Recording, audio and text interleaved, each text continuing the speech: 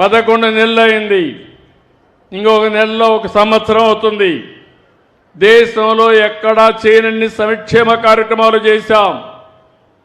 మీరు చూస్తే ఈరోజు పింఛన్లు ఇవ్వడం 63 లక్షల మందికి 4,000, 6,000, 10,000, 15,000 రూపాయలు పింఛన్ ఇచ్చే ఏకైక ప్రభుత్వం భారతదేశంలో తెలుగుదేశం ప్రభుత్వం, ఎన్డీఏ ప్రభుత్వం అని చెప్పి విజ్ఞప్తి చేస్తున్నా. ఎక్కడ ఎవరు ఇవ్వడం లేదు. 33,000 కోట్ల రూపాయలు ఖర్చు పెడుతున్నాం.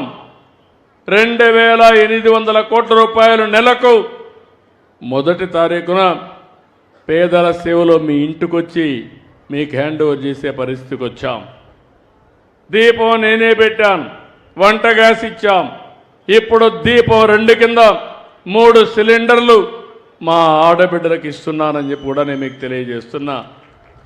అది కూడా కొన్ని ఇబ్బందులు ఉంటాయంటే ఆలోచిస్తున్నాను. ఇంకా ఏమైనా ఇంప్రూవ్ చేయగలుగుతామా?